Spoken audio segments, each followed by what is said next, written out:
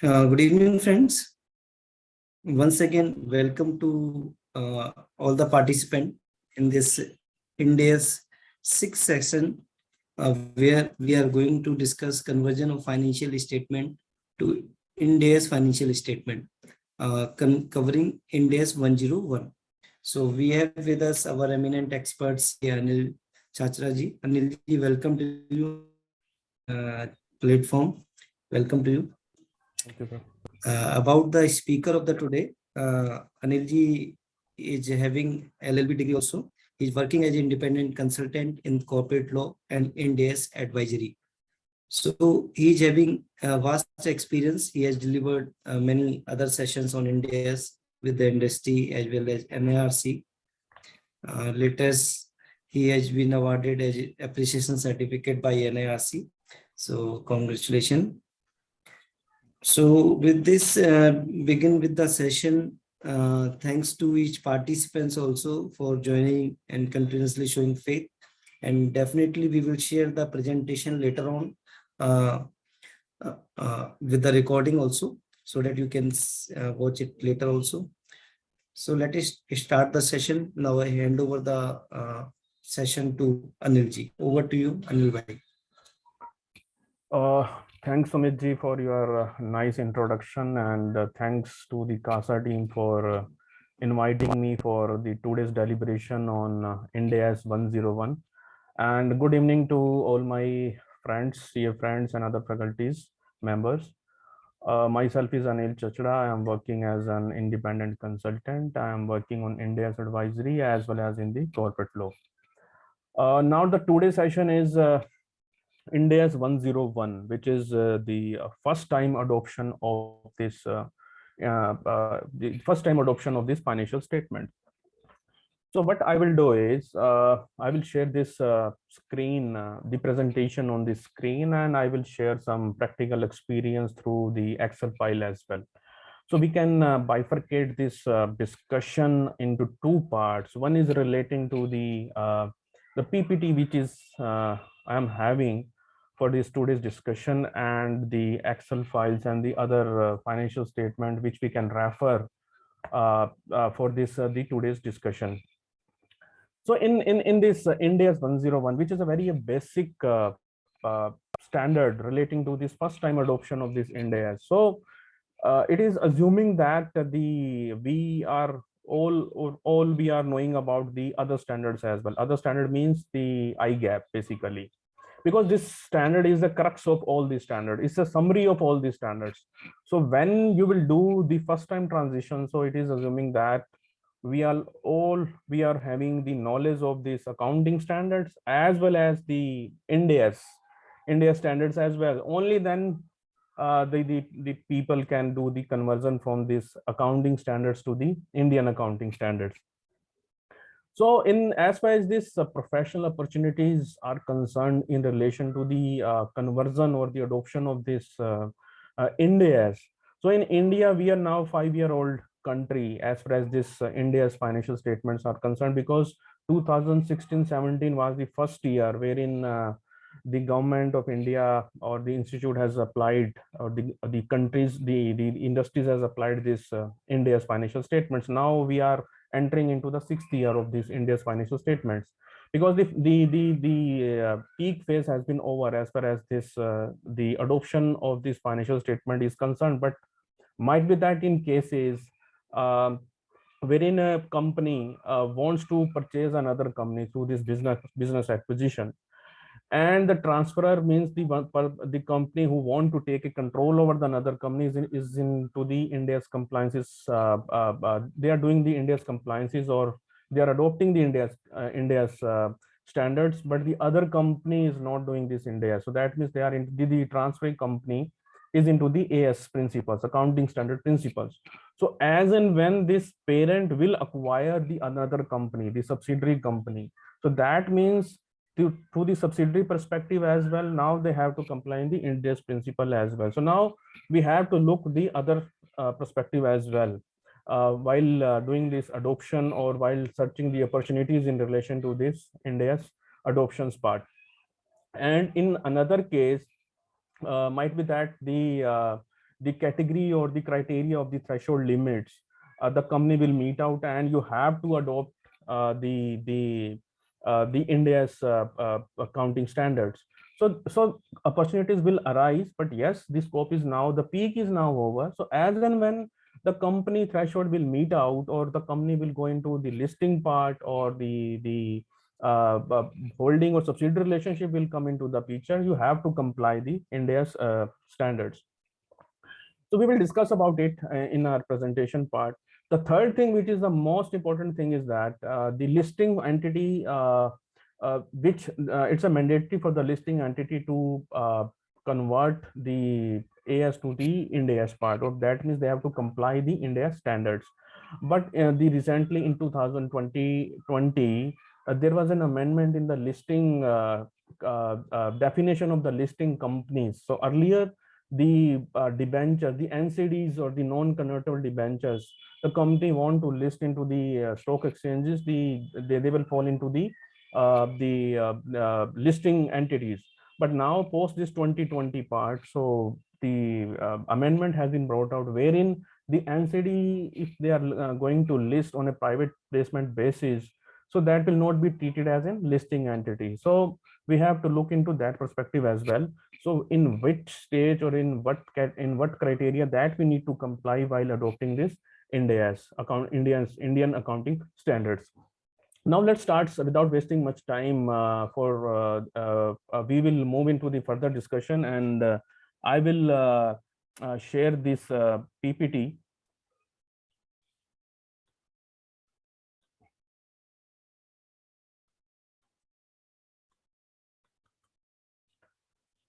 So please confirm whether this PPT is visible to all of you.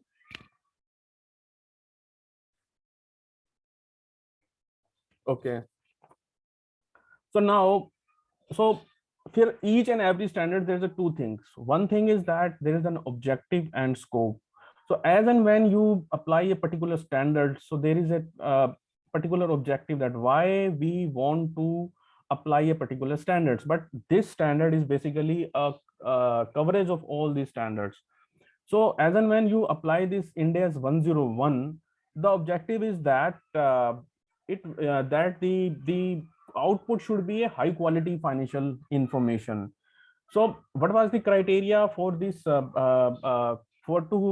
give this standard? Because this Indian accounting standard, or the IND-AS principle, is based on the fair valuation basis. So everything should be on the fair value, except few things which has been carved out by this our Indian institute, because this IND-AS, otherwise this IND-AS is at par with the IFRS, International Financial Reporting Standards.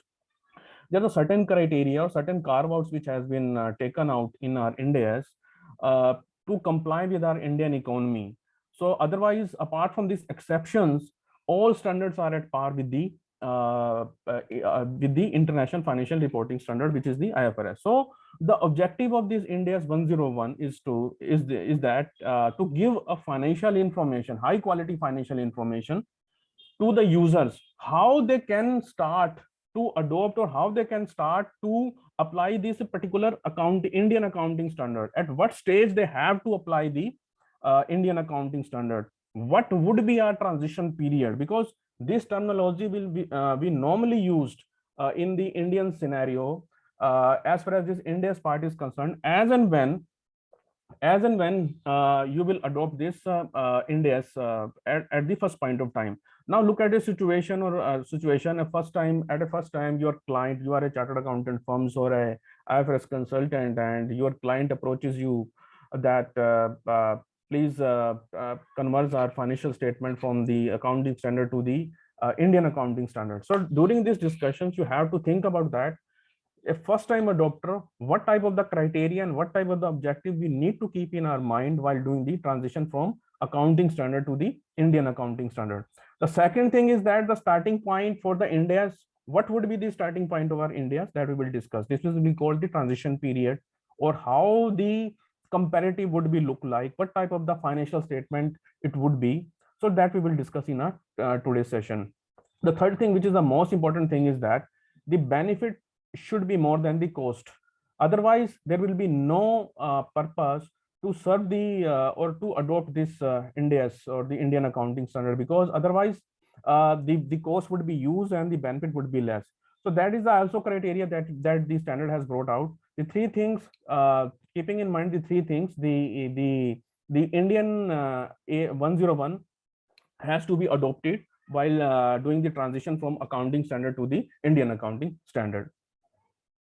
The scope is the same, is equivalent to the objective part. The scope is relating to the how we would prepare the first time India's financial statements, as far as this annual financial statement is concerned, or as and when you will prepare the interim financial statement. In case of the listed companies, the company normally used to do the quarterly closing as per the SEBI guidelines. So this will apply to both the private limited companies as and when they will prepare the annual financial statements, or for the these listed companies as and when they will prepare the interim financial statement. So now come to the basic question. We are discussing about the first time adoption of this IND-AS 101. Who is the first time adopter? Basically, first time adopter means that whosoever will present the IND-AS financial statement.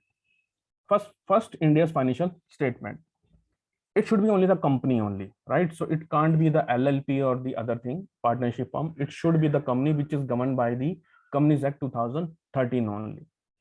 Now the next question which arises is, what is the first IND-AS financial statement? The first IND-AS financial statement means by what at what time.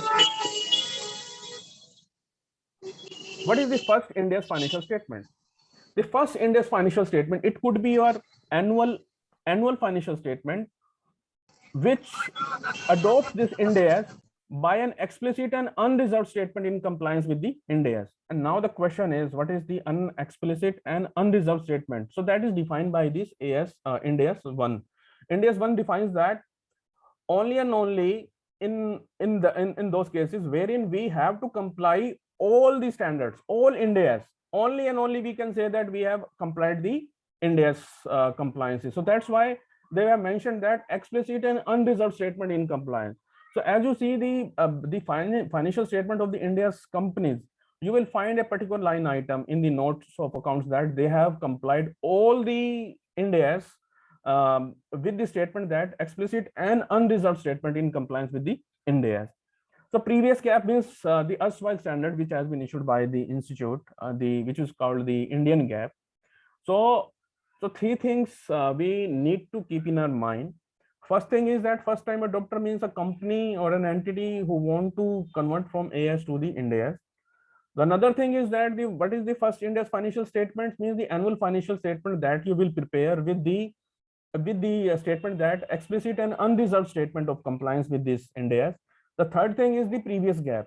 With another thing I want to add is that we should know all about the other accounting standards, Indian accounting standards. Sorry, Indian accounting standard means IND-AS 1, IND-AS 2, IND-AS 3, IND-AS 101. IND-AS 101 is a basic thing which normally guide you how would you convert from AS to the IND-AS.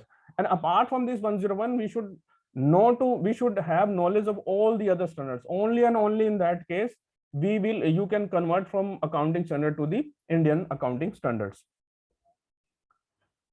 So that is a roadmap for implementing this IND-AS. So now it is being over, but I will not discuss in detail, but something I can highlight it, the particular line item relating to this transition period. What is the transition period basically? Now suppose let's understand through one example. Suppose my IND-AS applicability is from financial year 2016 and 2017, right? 2016 and 2017. So that means my first financial statements for the IND-AS perspective will be prepared as on 31st March 2017, right? So suppose let's take the hypothetical example.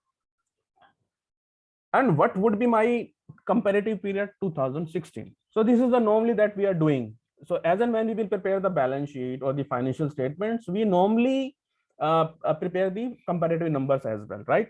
So current year financial statement versus your comparative financial statement.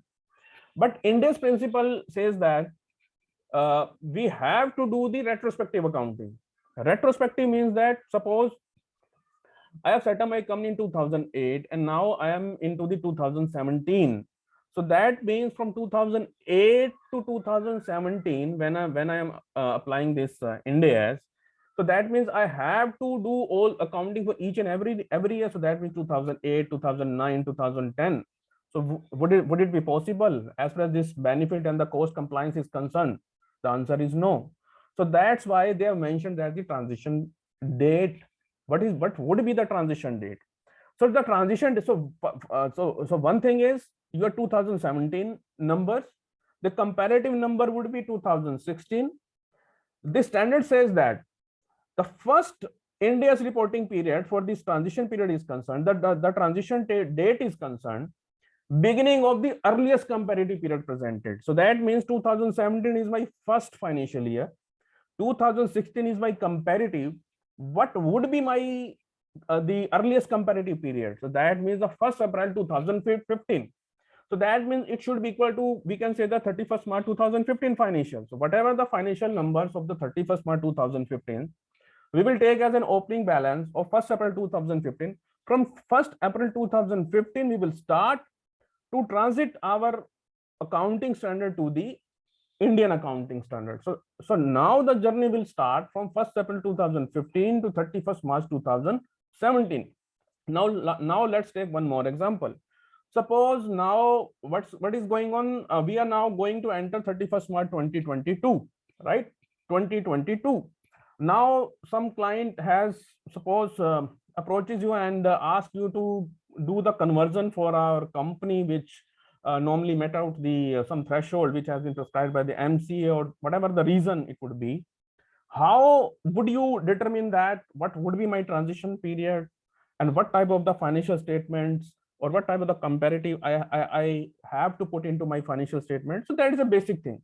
So in this case, in the next thing, that the 31st March 2022 is suppose the first compliance is the first annual financial statement that we need to prepare. What would be my comparative numbers? 31st March 2021. Now the question is, what would be my transition date? 1st April 2020, right? So 1st April 2020 is my the transition period. 31st March 2021 is my comparative number, and 31st March 2022 is my annual financials numbers. So why it is important, the transition date? Because the IND-AS introduced that we need to prepare a 3 balance sheet as and when you will convert from accounting standard to the Indian accounting standards. So I will share you some examples as well, real-time examples as well. Apart from this, I will touch upon some other standards which is not part of the today's discussion, but it's a very crucial thing to discuss this because this is the new things in the as per the Indian accounting standards are concerned. So that was a roadmap. So in this roadmap, so the one thing which is important is that the transition date. You need to keep in mind what is the transition date. Transition means the beginning of the earliest comparative periods. Unless and until we got to know this transition date, we can't apply this IND-AS 101 because that is the basic concept while doing the journey from accounting standard to the Indian accounting standard. So I hope that is clear. If there's any questions, so you can put into the Q&A box, or we can take after the end of the session as well. So this is the roadmap. So there's nothing to discuss about this because that has already been happened as far as this. So India implemented this into 2 phases, phase 1 and phase 2, listed entity as well as on the net worth criteria, and for the NBFC company as well. So now we have already been covered from 2018 onwards.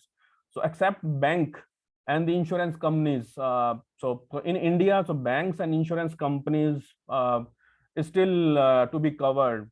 So I think the decision has to be taken by the RBI and the other regulators as well. So apart from this, the phase 1 and phase 2 as well as the NBFC part is already being over. So now the question is, what is the key requirement? Now we got to know that what is the transition date. Now uh, look at the perspective after the knowing of this transition date. What are the key requirements that we keep in our mind while doing this IND-AS 101? The standard says that we need to prepare balance sheet, three balance sheet, two statements of profit and loss, two statement of cash flows, and two statement of change in equity and related notes. So what is the change on equity? First of all, this is the new thing. Another thing is that statement of profit and loss. So statement of profit and loss include two things. One is the profit and loss, another is the other comprehensive income. It's a new concept. Although it's not part of the today's presentation, but I will touch upon that concept as well, because it's a new thing in the Indian accounting standard. So this other comprehensive income and this statement of change in equity has been prescribed under IND-AS 1, right? IND-AS 1. So that's why we need to know the other standard as well while doing the transition. So other comprehensive income means the IND-AS 101 says that which is not part of the profit and loss. It will be part of the other comprehensive income. So in other comprehensive income, there are 9 items has been prescribed in the IND-AS 1. So when we will present our numbers in profit and loss, so we can say that profit and loss is the upper part and other comprehensive income is the lower part.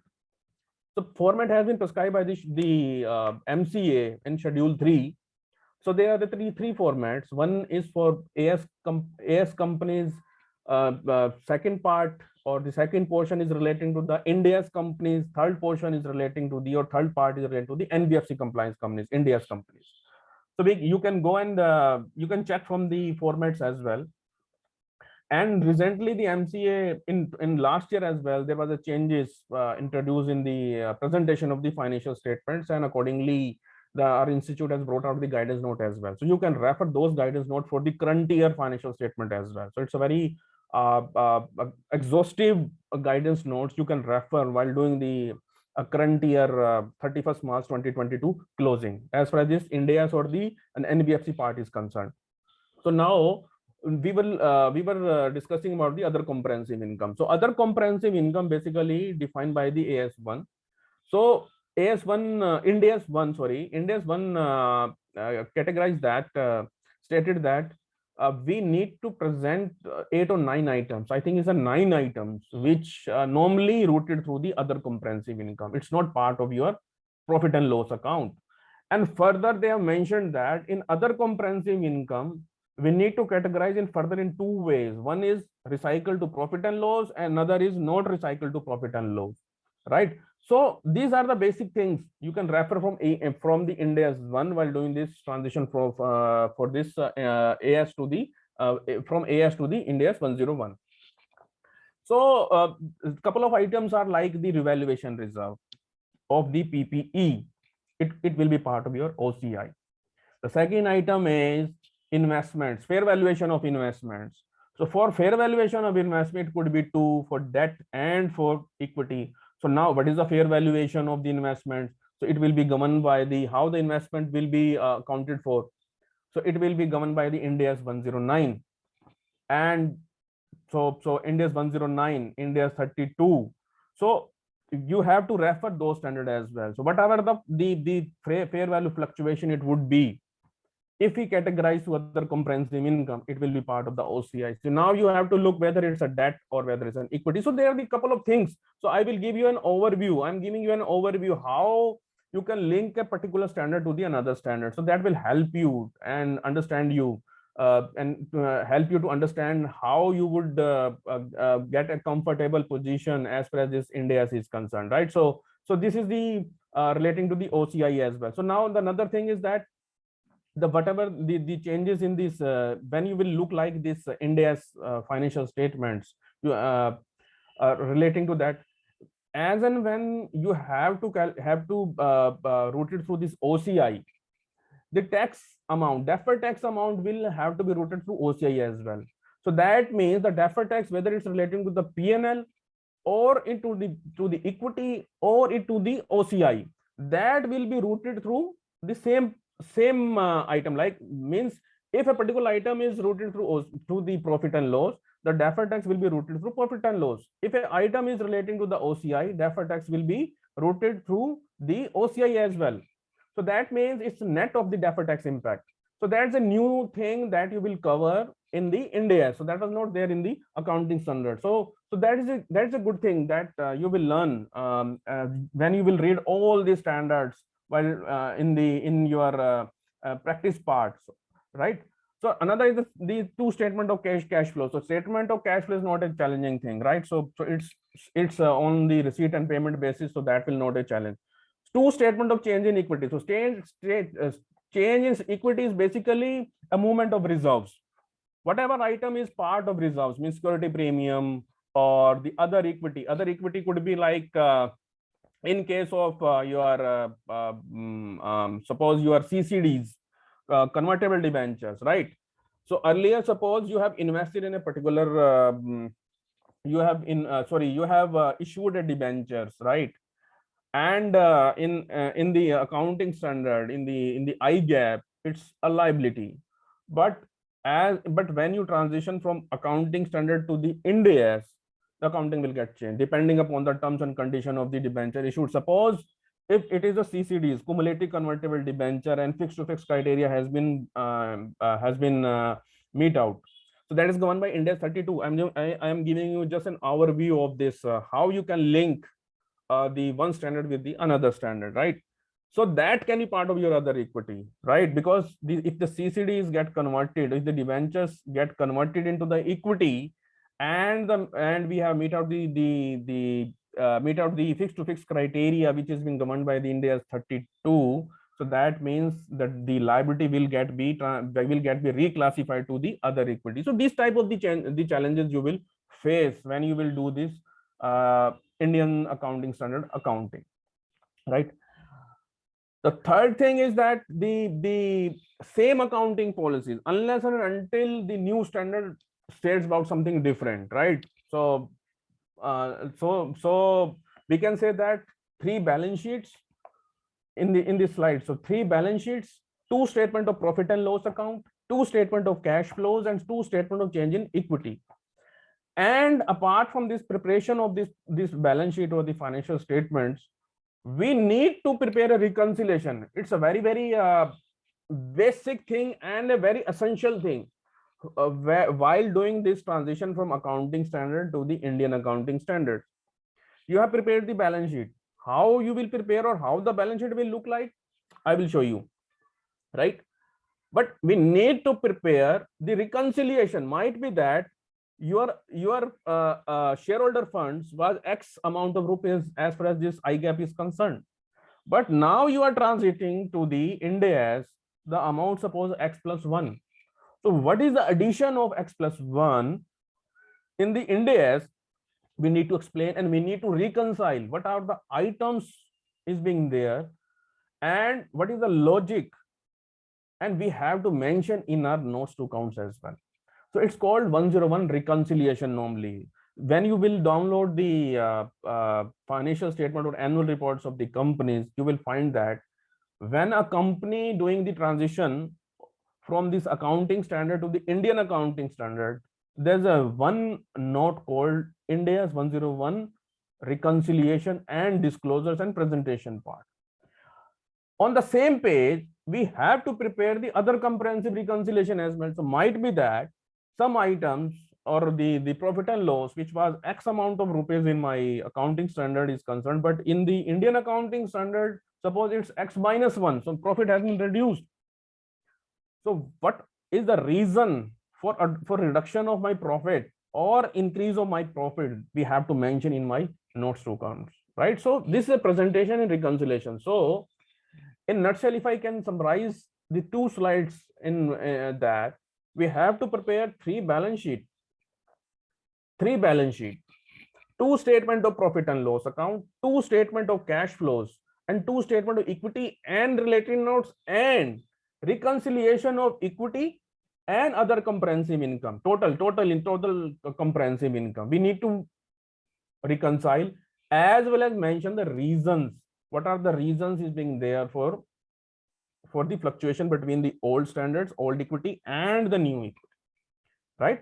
So now I can share, I can take you through the one live example of how the balance sheet will look like when a company normally adopts from accounting standard to the Indian accounting standard, keeping in view that this two slide, three balance sheet, two statement profit and loss, two statement of cash flows, and two statement of change in equity, and the notes to accounts as well, right?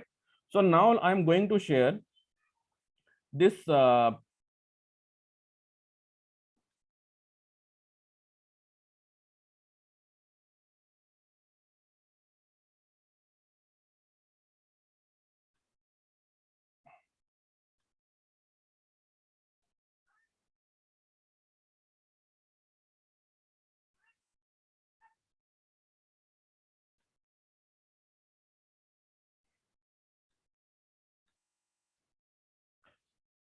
okay.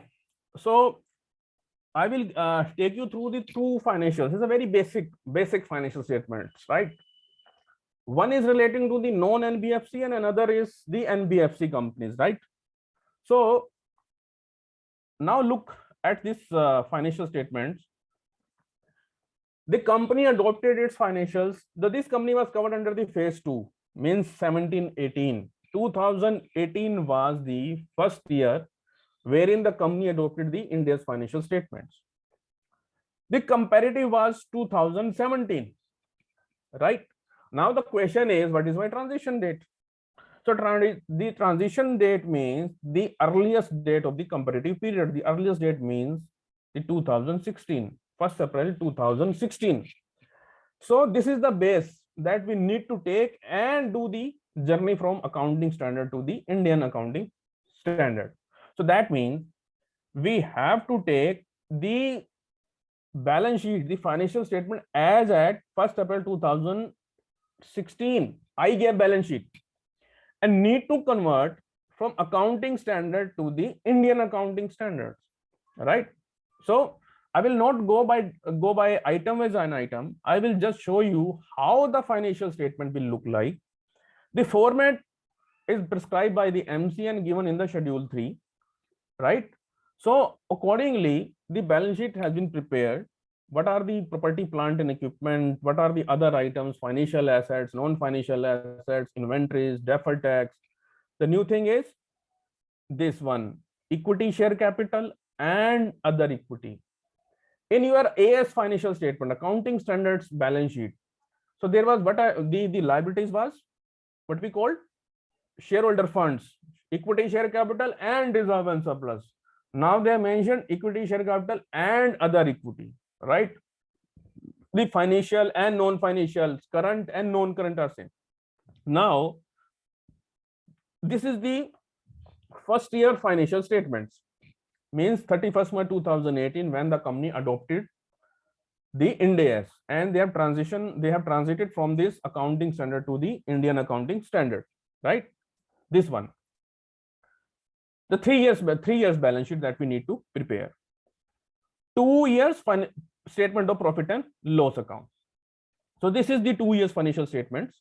2018 my first year, and what was my comparative? 2017, right? 2017. Now look at the other comprehensive income that we just discussed about it. It's a very common thing. It's not a complicated thing, right? So other comprehensive income, IND-AS 1 has prescribed items which we need to park into the OCI, other comprehensive income, rather than routing to the profit and loss account. So one item is, please change the slide. Sorry, Please change the slide. so slide is the Excel sheet is showing visible? No. Okay.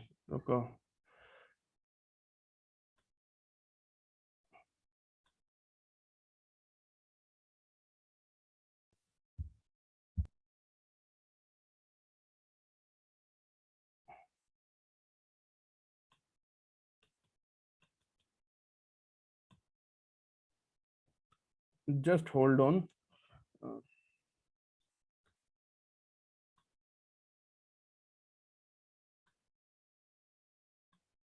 Is this screen is visible? Is this PPT is visible? No, sir, no. Uh,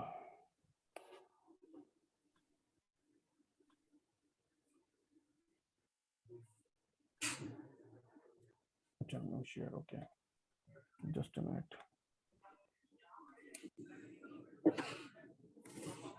Is this visible? No, sir. This Excel is not visible. No, no, no.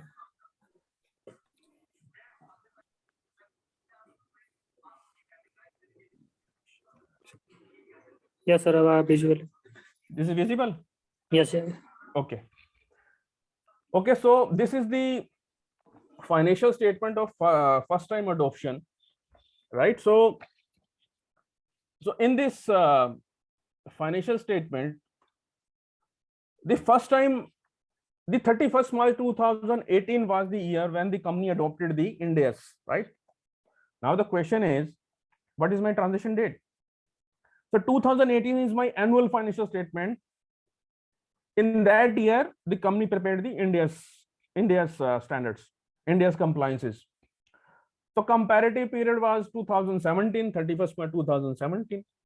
Now the question is, what is my transition date? Transition date means the earliest date of the comparative period. Comparative period means 2017, then earliest date would be 1st April 2016.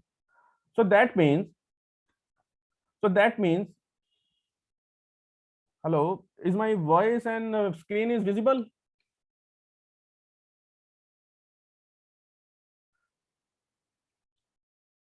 Is my voice and screen is visible? Please confirm.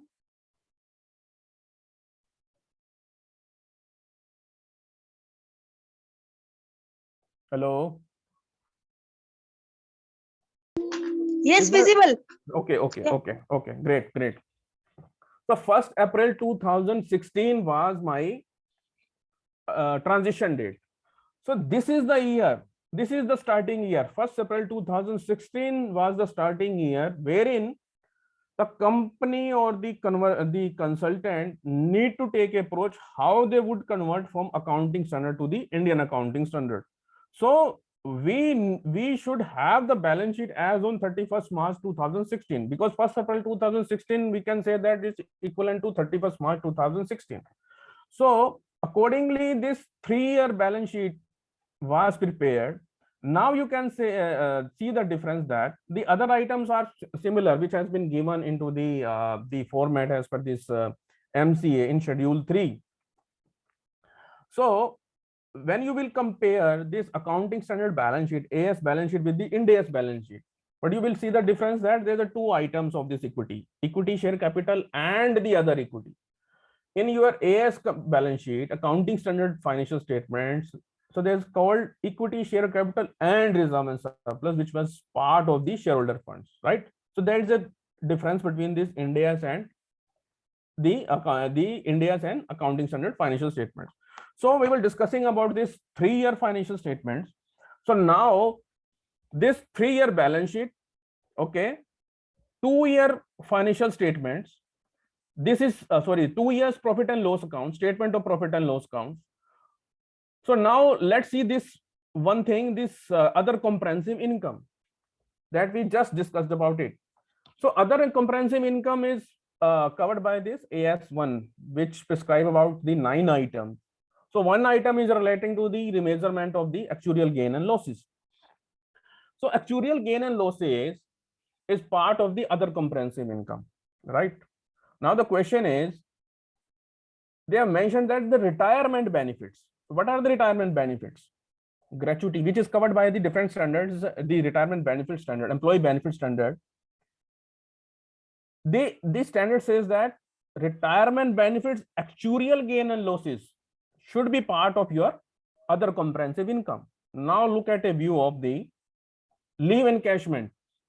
So now the question is, leave encashment is my retirement benefits? The answer is no. But when you will do this transition, or when you will see the old financial statements, because many companies have taken the leave encashments, actuarial gain and losses into the OCI as well. But this leave encashment is not a retirement benefit. Retirement benefit means that you will get post-retirement. Leave encashment you will get during the time after the expiry of certain periods, 2 years, 3 years, 4 years. So that is the thing that you have to keep in mind. I am giving you the overview about it, right? So the deferred tax says that the IND-AS says that as and when you park the amount into the OCI, the deferred tax should be routed through that part only. If OCI is being, if this actuarial gain and losses is being routed through to the OCI part, the deferred tax need to be calculated to the OCI as well. So that will be a change from the accounting standard to the IND-AS, right? So that you will change, that you will see a change from this accounting standard to the IND-AS financial statements. Now look at this SHOSHI, which we call statement of change in equity. It's a common thing. It's basically the movement of the reserves and other equity. So right. So we have to mention this 2 years statement of change in equity. Now I'm going to present a very important thing, which we call what is the reconciliation statement, right? 101 reconciliation statement. So 3-year balance sheet, 2-year profit and loss, including comprehensive income, 2 statement of cash flows and statement of change in equity. Now, as and when you will convert from this AS from the AS to the IND-AS, there will be differences. What are the differences? What will be the differences? Rather, we can say that because this IND-AS is basically a fair valuation concept, fair valuation principles. So there could be 10, 15, 20, depending upon the facts of the company or the entity. So that's why we need to have the knowledge of the other standards. But now let me touch upon some key part which will be the item of the reconciliation between accounting standards and the IND-AS. Now look at the other equity, shareholder funds, we can say that, or the total equity as per my IGAP was, suppose in 2017 it was 452 crore. When I am doing the transition and preparing the financial statement as per this IND-AS, my total equity came out to 486 crore. Now IND-AS says that, IND-AS 101 says that we need to prepare the reconciliation with explanatory notes. What were the reason? What were the reason behind it, right? So now this 452 crore has been increased to 486 crore. It could be many reasons. So one reason is the borrowing cost. Borrowings is basically covered by IND-AS 109. It's my financial liability. So IND-AS 109, IND-AS 109 and IND-AS 32. So let me give some overview about this financial instrument standard as well. IND-AS 109. So they are the 3 standards basically which covered the financial instruments. It's a very complicated and a very comprehensive standard. As far as this accounting standard is concerned, accounting standard is a very basic thing, but Indian accounting standard is a very comprehensive as far as this financial instrument is concerned. So financial instrument is being covered by 3 standards basically. One is IND-AS 109 from the holder perspective. Holder means if I am going to invest a particular item in investment, how would I invest it? If I taken a loan, right, as a borrowing cost, as a borrowing, or it will be part of my financial liability. IND-AS 32 tell about from the issuer's perspective. What is my equity? What is my liability? If I am suppose I am issuing a preference shares.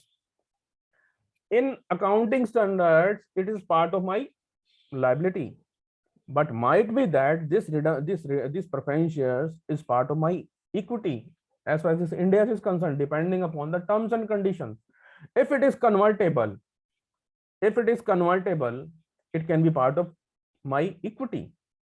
On the same scenario, if I have issued the debentures, it can be part of my other equity depending upon the other terms. If suppose the debentures will get converted after 5 years and the amount is specified, and it has met out the criteria of IND-AS 32, so I will classify it from liability to equity, right? There's a more standard IND-AS 107 which tell about the disclosures of the financial instruments, because when you see the financial statements of this IND-AS companies, you will find a lots of disclosure. 80% coverage would be for the disclosures part, and most of the items relating to the financial instruments, right? See this one, the financial instrument disclosures. So as and when you do this IND-AS, but that's not the today's scenario or today's topic. So I was just discussing about this reconciliation part of this IND-AS 101. So I was discussing about this the overview of the financial instruments, right? So in this reconciliation, one item is relating to the borrowings, right? So normally in accounting standards, suppose you have taken a loan, right? You have taken a loan of suppose 10 crore of rupees, and you term loan you have taken 10 crore rupees, and it will be repayable after 5 years period of time, and you have paid some transaction cost in terms of processing fees 1 crore of rupees. So normally what you will do, you will charge 1 crore in your P&L, right, as in bank charges or the finance cost or the transaction charges, processing fees basically. For NBFC companies, it might be differ. They can defer to 3 years, 4 years, depending upon the company policy, right? The counting is simple, and as and when you will pay, the liability will get reduced, and the bank will charge the interest to you, and the same will get be covered part of the finance cost as far as this accounting standard is concerned, this old balance sheet or the current balance sheet, this scenario is concerned. But in IND-AS, there's a concept called amortized cost, which is governed by the IND-AS 109. You have taken a loan. Now look at the scenario, because it's a very common thing. This will apply 100 out of 100 companies, not even 99, 100 out of 100 companies. That's why I'm touching upon a particular line item of this financial instrument, this amortized cost. You will hear, or you will I can say that use normally in day-to-day life. What is amortized cost? What is amortized cost? What is the EIR? We can say that effective interest rate, because it's a very, very common thing. Unless and until you know about the concept of this amortized cost or the EIR, it would be difficult to comply this IND-AS. Because now look at the perspective of this in NBFC company. Suppose you have got an opportunity to work with NBFC companies wherein all items are part of the financial instruments. So this particular item will help you and guide you, because 50 to 60% coverage would be around this amortized cost, calculate the amortized cost, whether in terms of the investment or whether in terms of the liability, when you as and when you will take the loan from the bank, right? So what is the amortized cost? Amortized cost means it's basically based on the EIR, effective interest rate. So India says that whatever the transaction cost, right, in accounting standards, we normally charge this processing fees into the P&L part. Now you are doing the accounting of this IND-AS.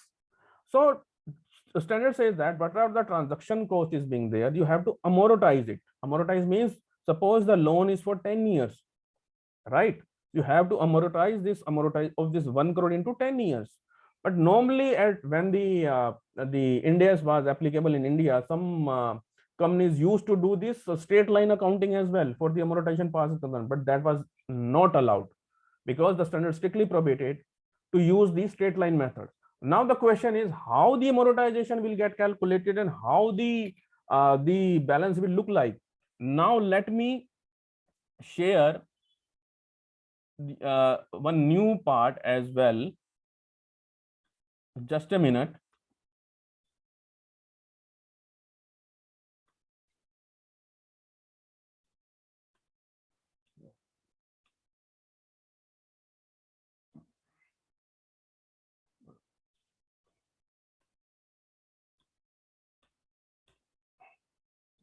Just a minute.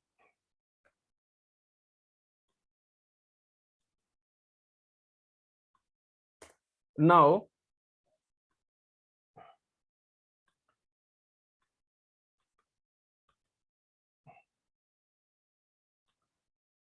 please confirm whether this screen is visible for this file particular visible. So dear participants, please confirm whether this file is visible.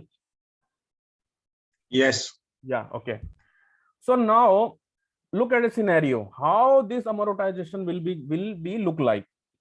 So accounting standard is very simple, right? So suppose in this case, in a particular live example, the company has taken a loan of 135 CR, right? And 5 crore is the processing fees. Yeah, normally the company pay to the bank. So this is the 5 crore is your P&L charge as far as this accounting standard is concerned. But now India says that you need to amortize it because the transaction goes that need to amortize over the period of the term of the loan. It's 8 years, 10 years, 12 years, whatever the period would be, you have to calculate it. Now let's see, suppose the rate of interest is 10.1%, right? 10.1%. So whatever the closing balance that you have, you will calculate it, right? 10.1, 10.1, 10.1, you can see in the screen itself.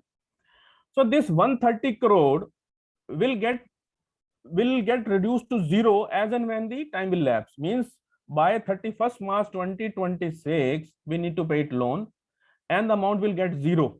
See, 130 crore will get zero. So now this 5 crore, the processing fees that we pay, this will get amortized in this way, starting from the year as and when the company took the loan, and it will get increased to 5 crore. So that means how the same was get calculated. There's a concept called EIR. What is the EIR? Now look at the column J. First we need to calculate what is my cash flow.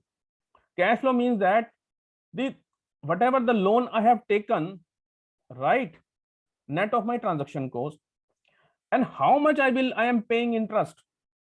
Interest is normally at the rate of 10.1%. Bank will charge the 10.1% from me. But India says that you need to do the accounting as per this amortize, because this financial liability, there are the two methods for measuring the financial liability, which is governed by IND-AS 109, either to amortize cost or fair valuation to profit and loss account.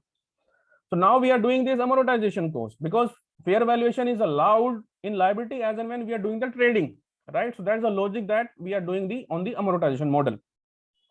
So now look at the situation. What is my cash flow? Cash flow means as and when I will pay the interest, as well as I will pay my repayment in terms of the principal part. So it's basically a simple mathematical, nothing rocket science, how to calculate it. You can calculate in much more easier way as well.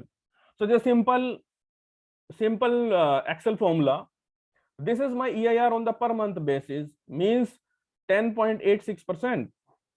So my bank will charge 10.1% and my effective rate is 10.86%. So I will charge in my books of account this one on the closing balance I am having, and this balance will add it to up to the maximum limit of the tenure of the loan. And you can calculate, you can take the control, means what are the difference between your IGAAP interest and what is the difference between your IND-AS interest, means column I minus column K would be your EIR impact that you will take into account.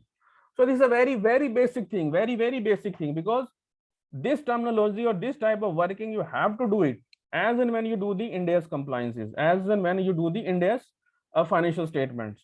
So this is a very, very basic thing. Now I can take you through some very simple example how you can calculate in your day-to-day life, right? This is the live example that I have shown it to you. It's a simply mathematically formula you can apply, or you can calculate to Excel and get applied over the sheet. So although it's not part of the discussion of this IND-AS one, but it's a very recommendatory thing that it's a very basic thing that we should touch upon the financial instrument part, because most of the cases financial instrument is always being there, like banks and loans and the other investments, because 50 or 60% coverage, when you will see the balance sheet of a particular company, 50 or 60% items you will see about the financial instrument. Now let's take into very, very, very basic thing. If suppose someone asks you to calculate a particular interest, right? Or someone asks you to calculate EIR. What is the EIR, right? Effective interest. How would you calculate it? Now let's take a very hypothetical example. Suppose a NBFC company, because this type of example you will find into the NBFC industry, because now the NBFC are doing the IND-AS financial statements, preparing their IND-AS financial statements. So suppose a company has purchased a debt instrument of 1,000 at a specified coupon rate of 4.5, 4.7% from the Reserve Bank of India. Now the maturity amount is 1,250, right? 1,250. So in this case, 1,000 you have paid, but you will get 1,250. So that means there is an interest embedded as and when you will get the redemption amount. The redemption amount is 1,250 rupees. Now see, first of all, we need to calculate the EIR, effective interest. What is my effective interest? Effective interest is nothing. You can calculate just a simple formula. What is my cash flow? I have purchased 1,000 at the zero period, right? At the zero period, and over the 5-year period, I will get interest of 4.7%, right?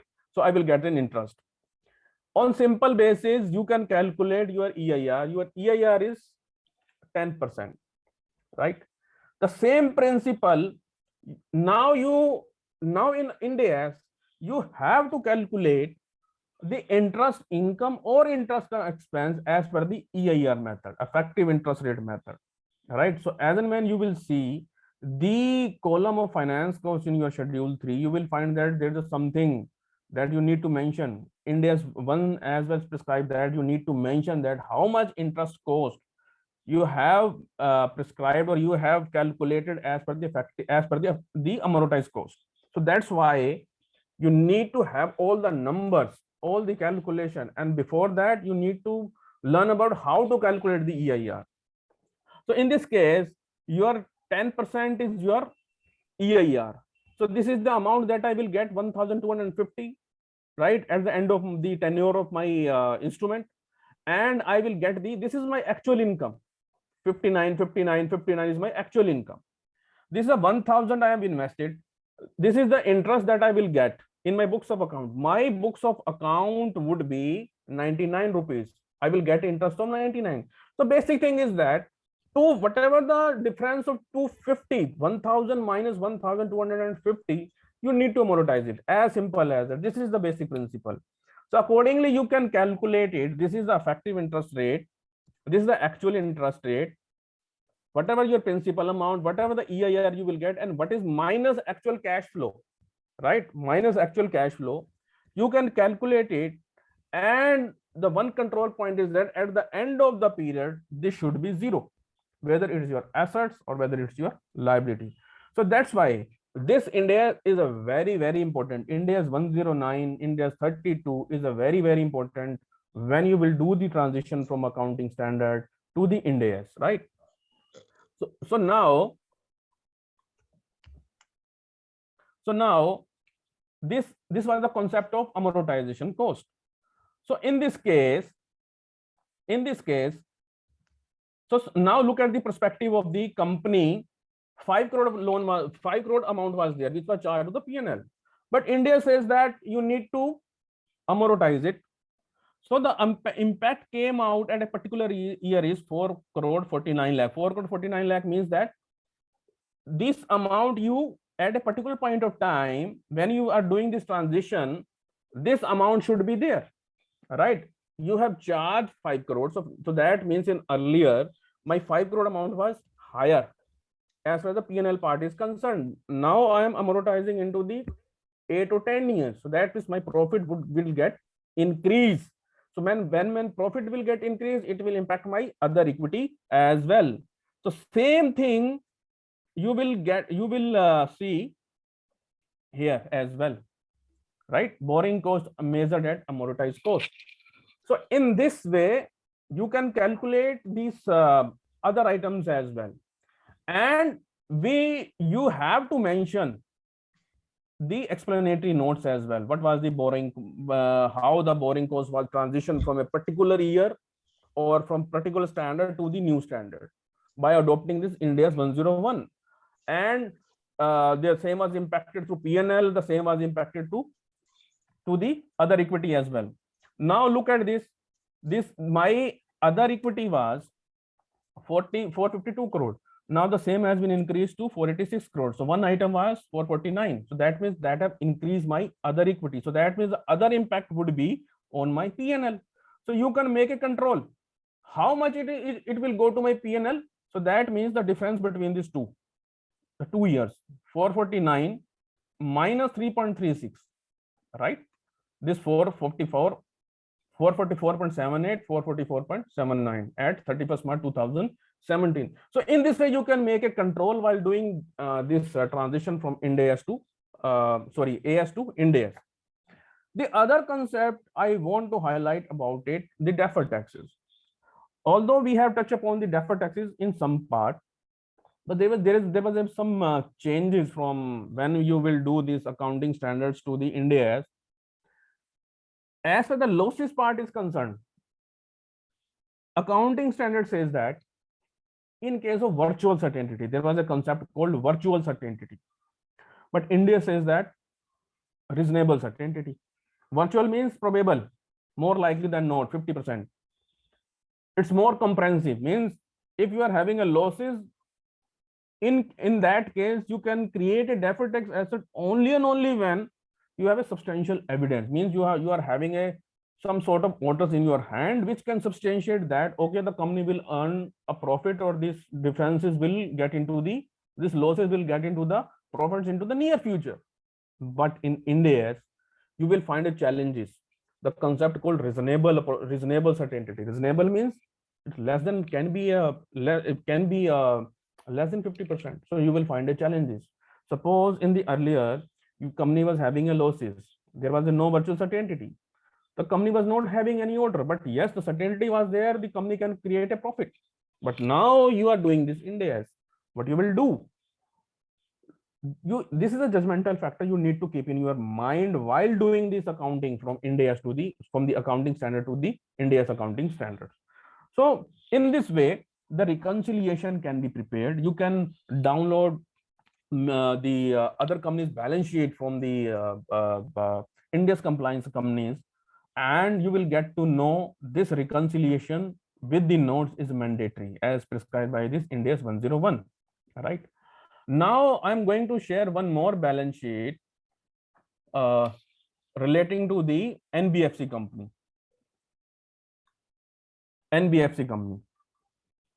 So it's a very basic, it's not as complicated, right? So it's a very basic thing as far as the IND-AS is concerned.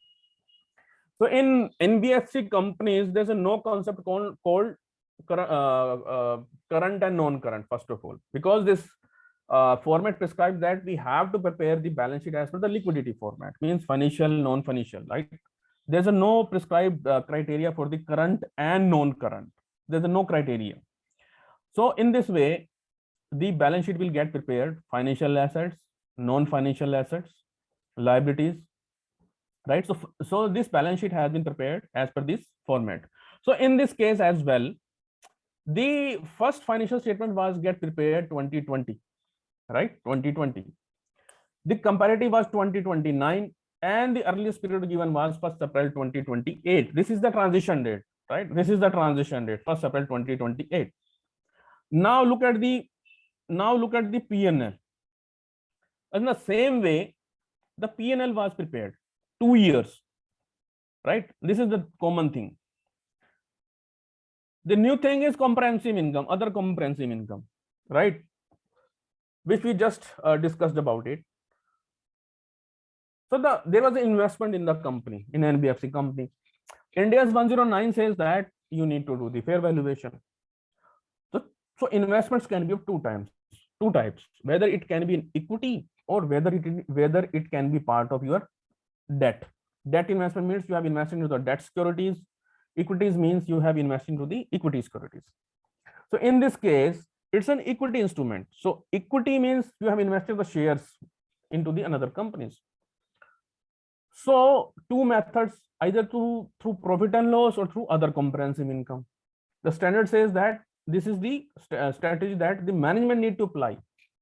You have to refer the IND-AS 109. What is the meaning of the fair valuation through other comprehensive income, right?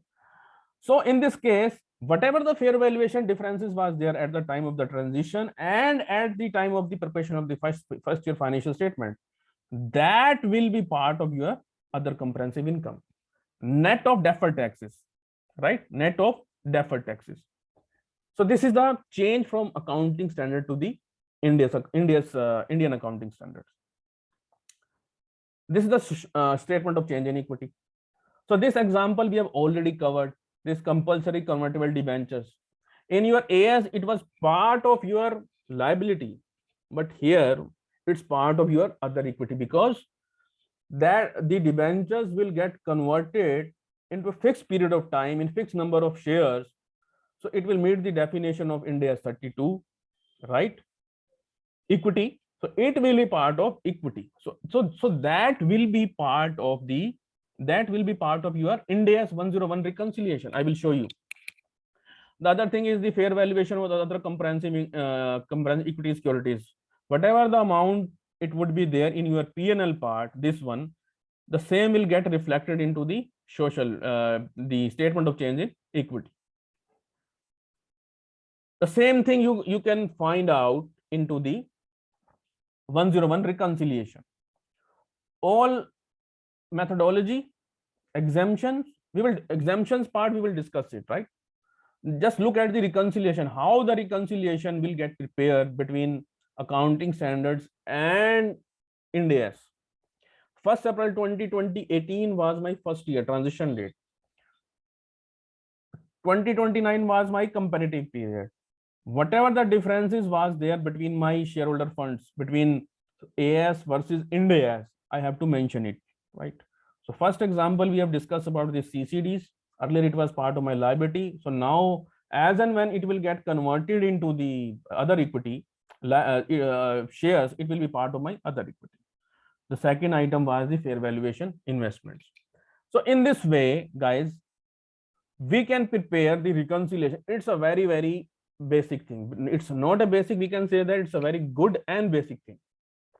So as and when you will prepare this IND-AS 101, your 80% work will be over, right? 80% work will be over. So you have to mention about all the things.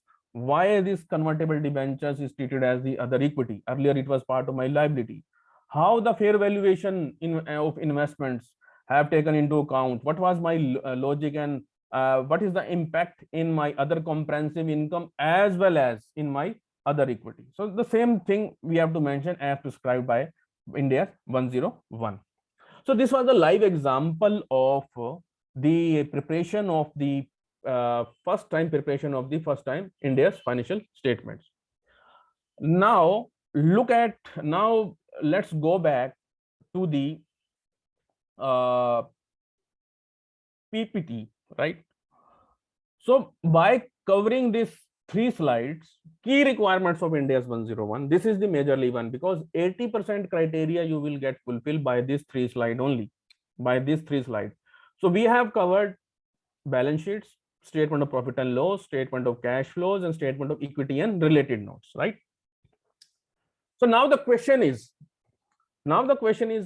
we got to know about the transition date. We got to know about how the reconciliation between these the equity and other comprehensive will be prepared. Now the question is, how we will apply the other judgments or principle while doing this, while doing the adoption of the first time IND-AS 101, while doing this transition from accounting standard to the IND-AS 101. Now let's discuss one by one. So this is the chart, we can say, that I have prepared.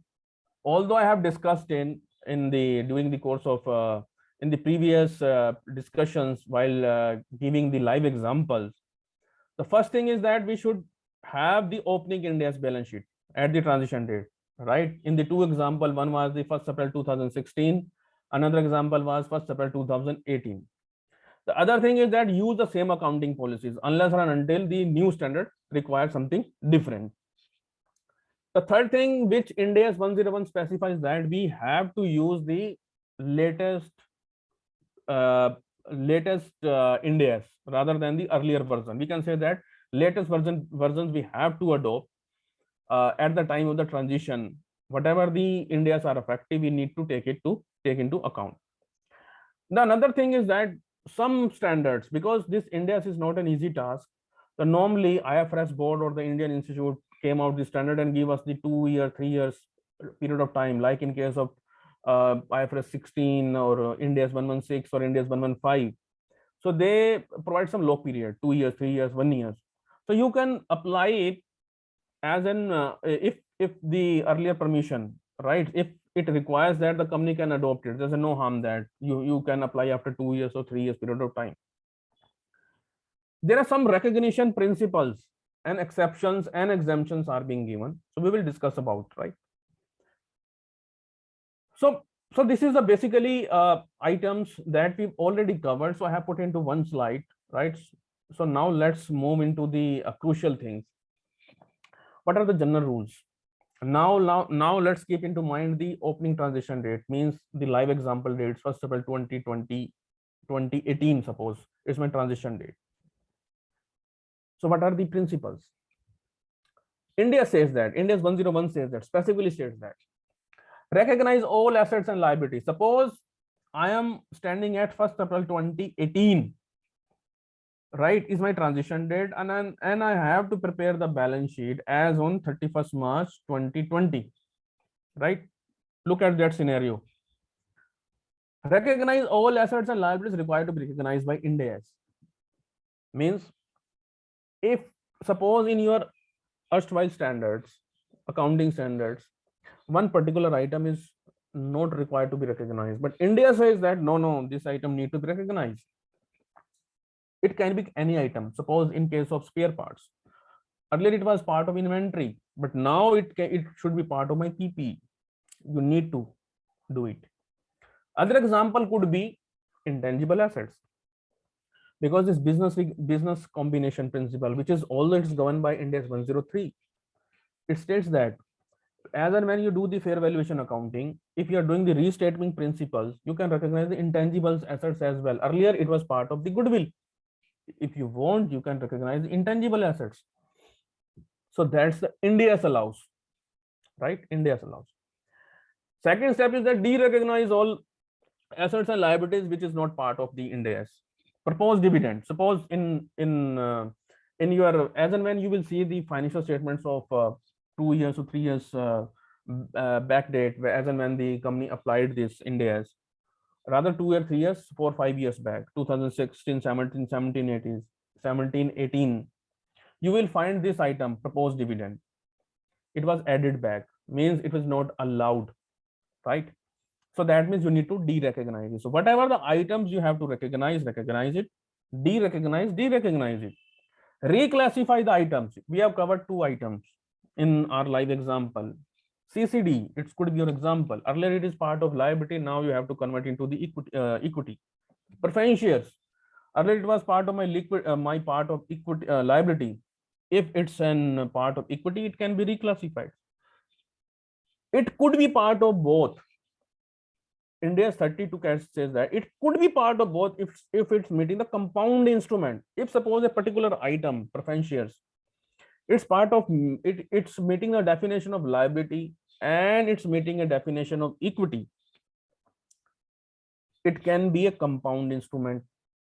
So it can be, if it has to be split out into 2, liability as well as equity, so that it is allowed. You have to govern by it, has been governed by the IND-AS 32. So reclassify all items. Fourth thing is that measure all assets and liabilities as per IND-AS. IND-AS says that fair valuation principles. I have invested into a particular shares and I have taken the fair valuation approach as per FITPL or fair valuation to other comprehensive income, which is governed by IND-AS 109.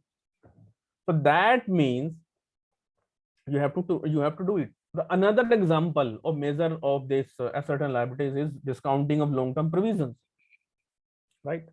So discounting of long-term provision means that if there's an obligation for long-term part, suppose you have taken a obligation to do this task as a liability, and you have to cover this liability in your year, but the period of time is 5 years, 6 years, or 7 years, you have to discount it as per the relevant principles of this IND-AS. So this is allowed. So that means these principles you have to classify as per all these 4 steps. You have to consider each and every IND-AS, whether it's PPE standard, investment property standard, or fair valuation standard. How we will do it? So by considering this, all these standards, all these steps. Step 1, recognize, derecognize, reclassify, or measure. Right? Now let's move on. The another thing, and it's a very crucial thing. We are assuming that we are having a knowledge of all AS. And India says that retrospective approach, fair valuation approach. We have learned about the transition date as well. 2 things. Keeping in mind of transition date 1st April 2020, 2018 or 2016 in our live example.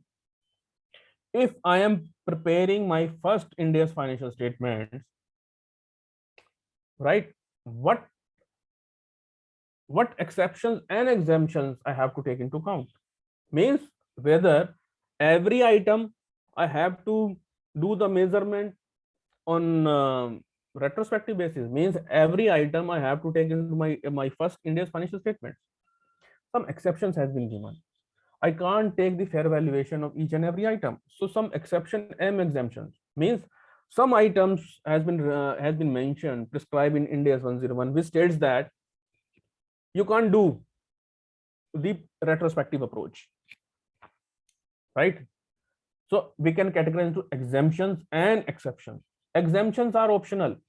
Okay, you want to take the exemptions or not to take the exemptions. It's company's approach. But exceptions means that you can't go by 2012, 2007. Okay, you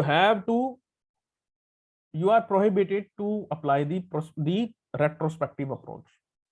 So items has been classified, right? Items has been classified. What items are being there in exemptions part and what items are there in the exceptions part? Some are mandatory, some items are optional. Okay, we can take this item as an if we are having a data, we can do it. If not, we can take the exemptions as provided by the IND-AS 101. So there's a lot of things, but I will touch upon some key items which will be useful in your day-to-day professional life. Right? So first time adoption means all accounting standards need to be applied retrospectively, except exceptions or exemptions. We are going to discuss it. So IND-AS 101 prohibits retrospective application. You can't do the retrospective, right? Retrospective.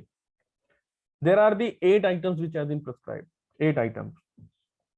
One thing first is use of estimates, hedge accounting, derecognition of financial assets and financial liabilities, classification and measurement of financial assets, impairment of financial assets, embedded derivative, some aspects of accounting for non-controlling interest, government loans.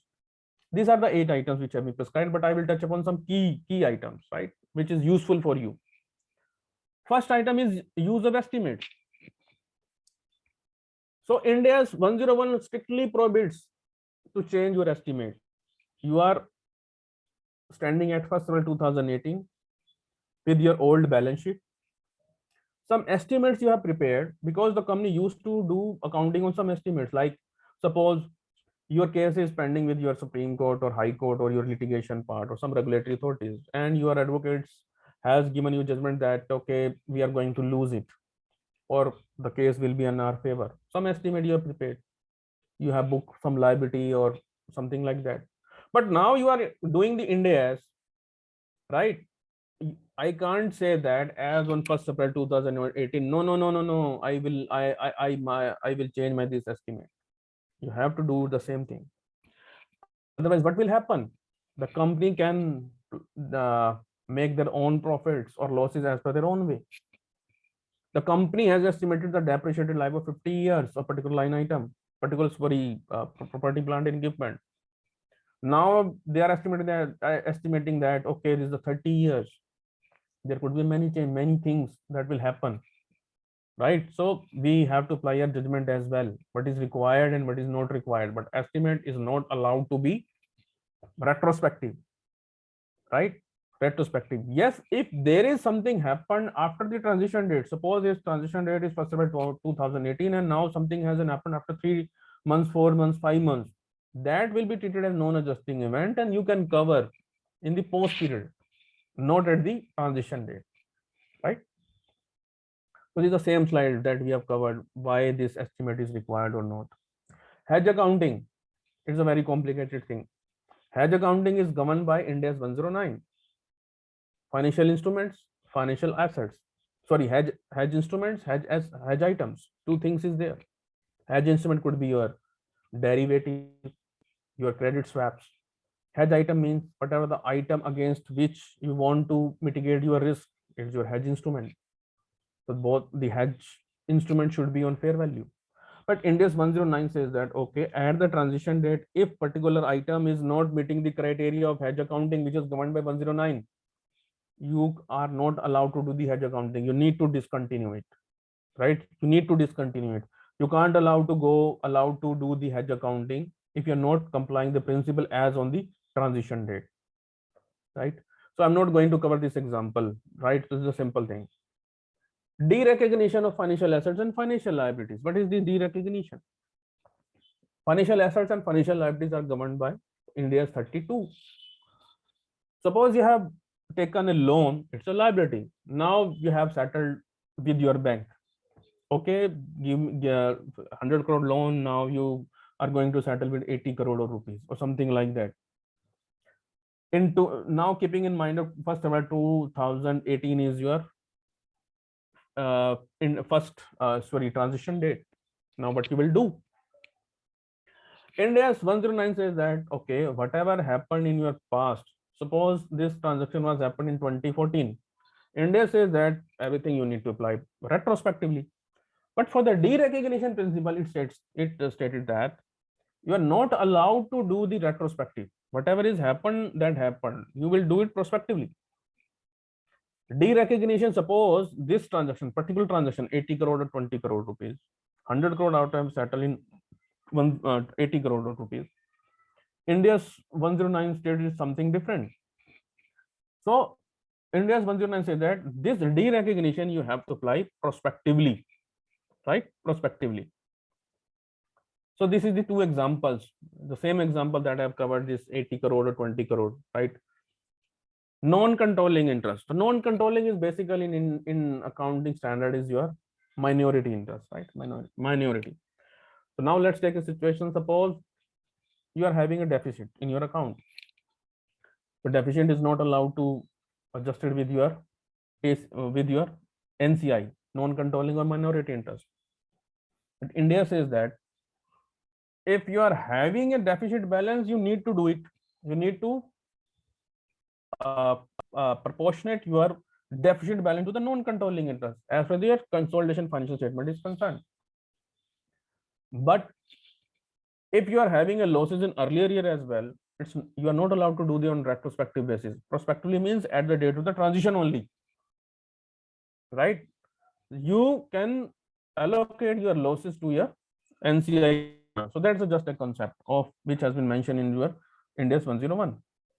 The same example which I have covered. So just this is a slide for the reference purpose and nothing else. So apart from this, there's another exemptions as well, which has been given, right? Like in case of classification measurement of financial assets. Suppose I have invested in a particular industry or share in mutual funds, in debt securities. So IND-AS 109 says that we have to categorize, we have to assess the model of SVPI test or the cash flow test in debt securities, and for share securities we have to categorize into the fair valuation to profit and loss or fair valuation to other comprehensive income. Sir slide visible नहीं हो रही है, slide visible कर दीजिए please. Excel sheet visible हो रही है.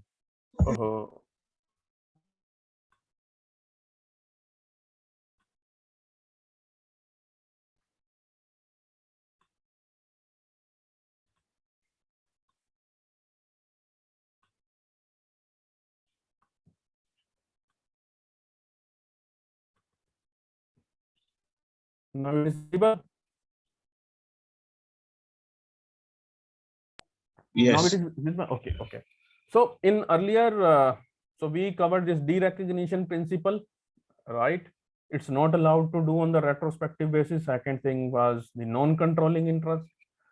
There are, apart from this, there are the other 4 exceptions which has been provided. You can't do on the retrospective basis. The one is that classification measurement of financial assets.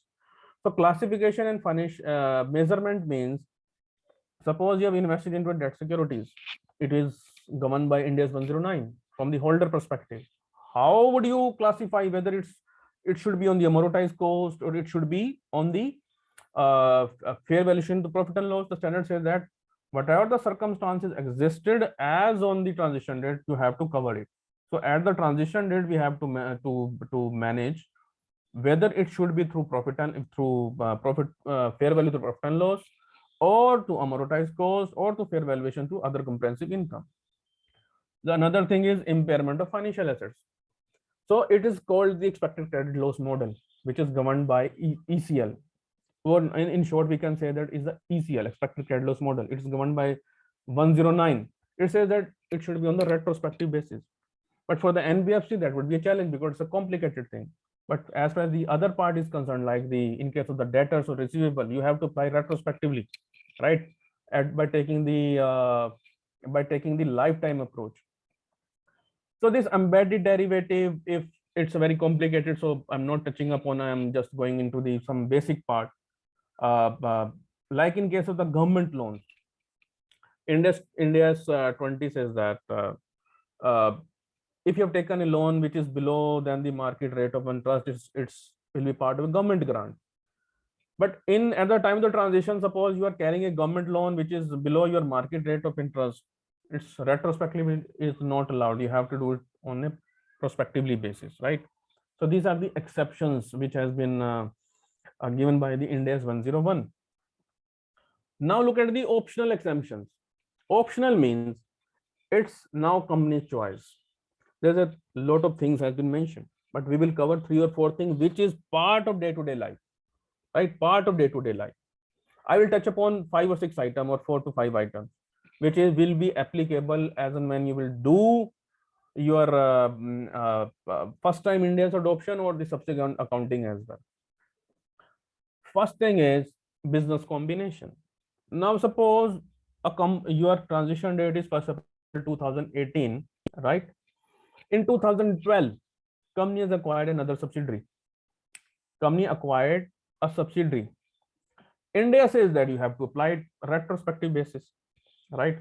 So retrospective basis. But for the exemption part, so they have provided some exemption that it's our choice. If we want to cover on a fair valuation basis, we can restate all the business combination as per 103, or not to restate. It's our choice. So in this case, suppose in 2010, 30th June 2010, the acquisition was happened. The standard says that if company want to restate the business combination, what is the meaning of restate? Means by taking the fair valuation approach. You have to do the fair valuation. All accounting need to do by the fair valuation, unless and until it's part of the exemption of the common control transaction, which is governed by IND-AS 103.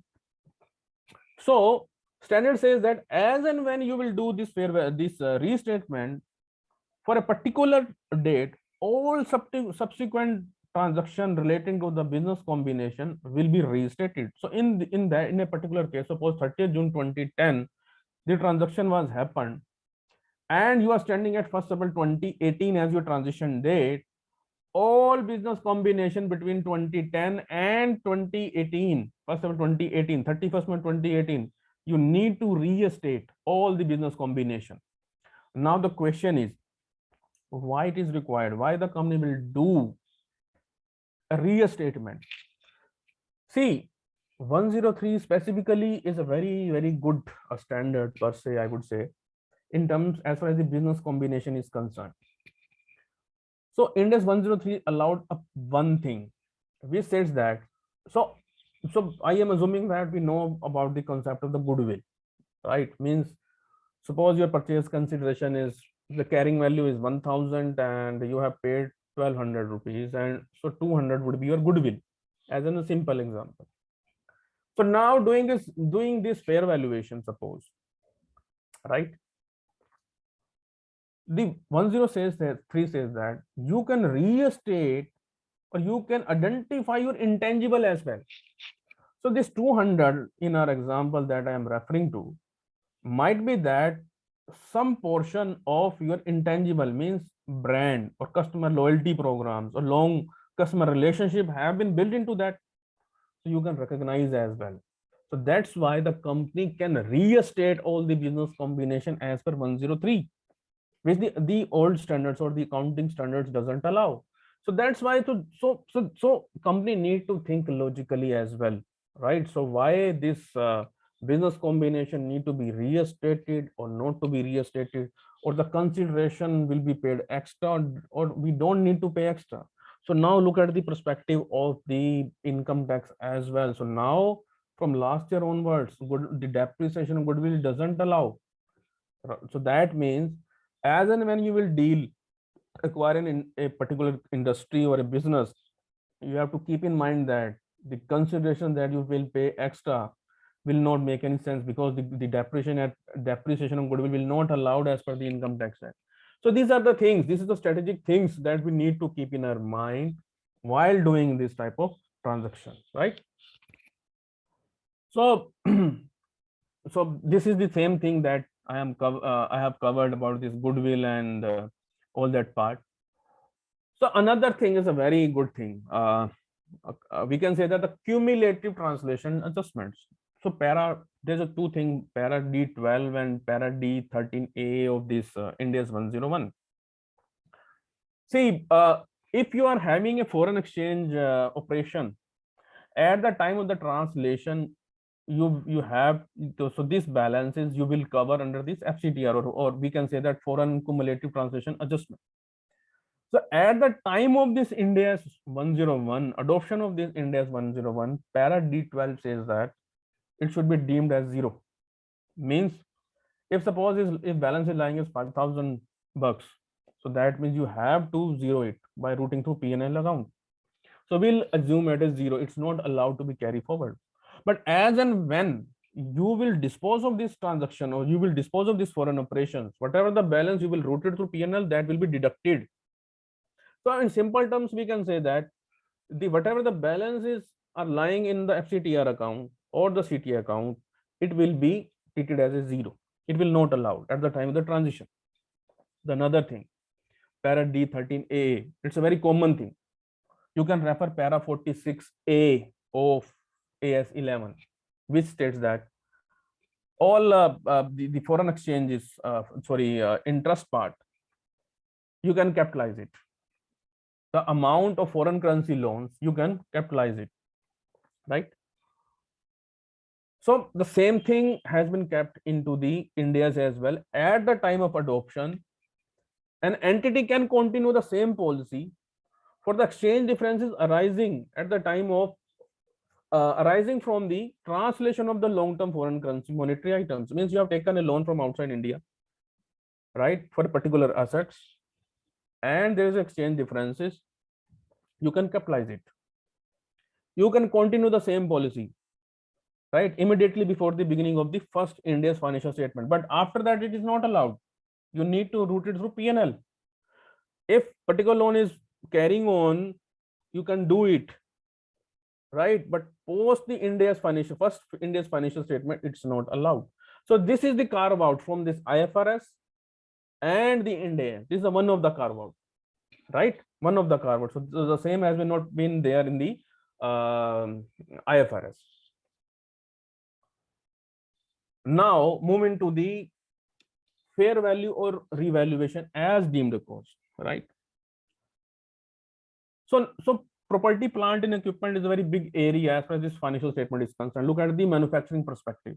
Service sector is not as much important, but for the manufacturing and for the construction industries, it's a big chunk, right? So fair valuation or revaluation means, because everything we have to measure out at the fair valuation. The IND-AS says that fair valuation. What is the fair valuation? It is defined by the IND-AS 13, right? IND-AS 13, fair value. So as and when you will do the first time adoption of this IND-AS, right, from AS to IND-AS, property plan equipment would be there, right? Two methods have been prescribed. How would you do? Suppose one, I believe you have all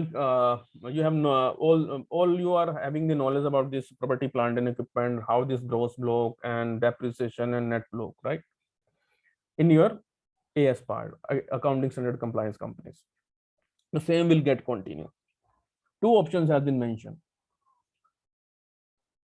So IND-AS 101 says that either you can take the previous cost, whatever the amount is being there in your previous balance sheet, you can continue taking as a deemed cost. It's allowed, because it's a very tricky task to go back to 2007 2009 when the company purchased that assets and to find out an item of that assets. It's very difficult. The standard prescribe the exemption. Okay, you can continue it, we will allow it. 99, we can't say 99, 100 out of 100 companies have taken this exemption, right? Whatever the amount, you can take it. The second thing, the standard says that para D5 and D6 says that you can take the deemed cost as the fair valuation as well. You can take an item of the fair valuation. Now look at the word, an item. Item means that it's not a clarity, but is the item. Item means a block of a particular assets or a particular assets. Now we are saying that all items we can take as a deemed cost, previous cost, or a particular item we can take as a fair value at the time of the transition, and we can take it as a deemed cost, right? Deemed cost, what is mean by that? So fair valuation means that the whatever the amount is being there, suppose 1000 amount is being there, you have taken, okay, 1500 is my fair valuation at the time of my transition, 1st April 2018.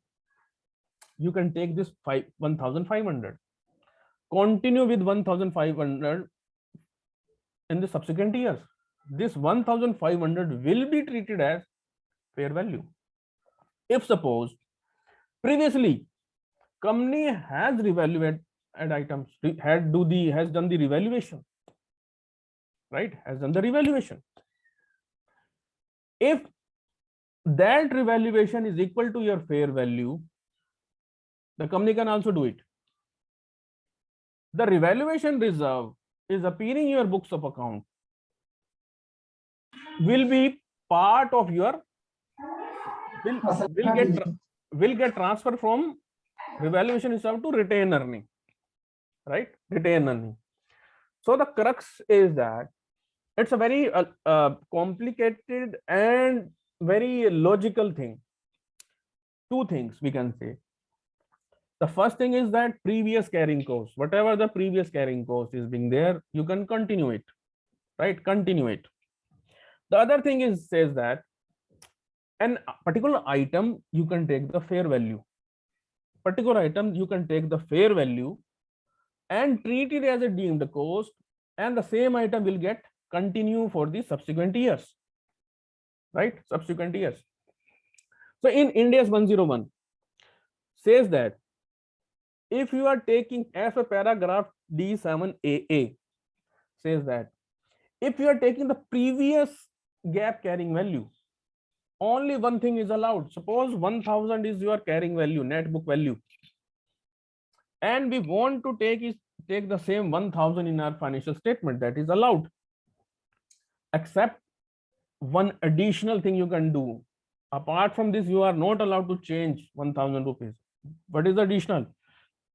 Decommissioning liabilities.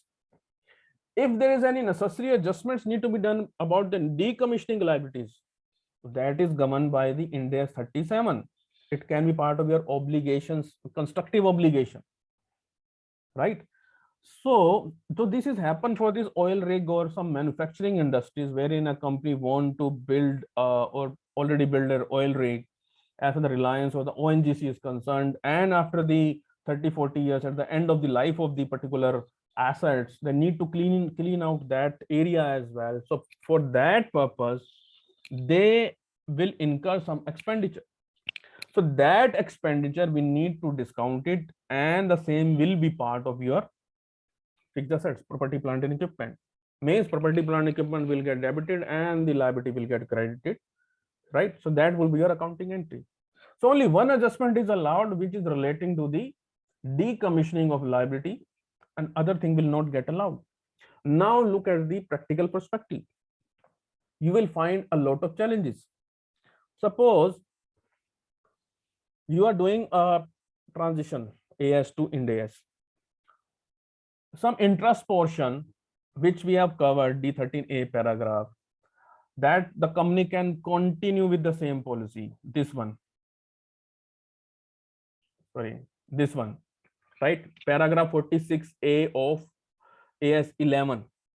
So India says that you can continue with the same policy. That means you can capitalize it. Now, suppose the company want to take the deemed cost exemption, right? But now whatever the previously the company has capitalized it as a foreign currency fluctuation. If the company doesn't want to take that exemption of the foreign exchange, what will happen? So that means my carrying value will get changed. So there's a conflict between these two. So this type of questions will challenge you. What would happen at that? What would happen at that point of time? So whether this interest, we can say that we can reverse whether we can reverse the foreign currency fluctuation while taking this deemed cost exemption. So this type of challenges would be there, right? So the logic states that deemed cost means deemed cost. You can't change anything except decommissioning liability. So that means whatever you have capitalized the foreign currency fluctuation in your books of account under the PP head, that will remain same, right? So these type of the challenges or the things, the questions will come around in your mind while doing this transition from accounting standard to IND-AS. So that was relating to the how you can take the deemed cost exemption while doing it's an optional. If the data is available, you can do the retrospective accounting as well.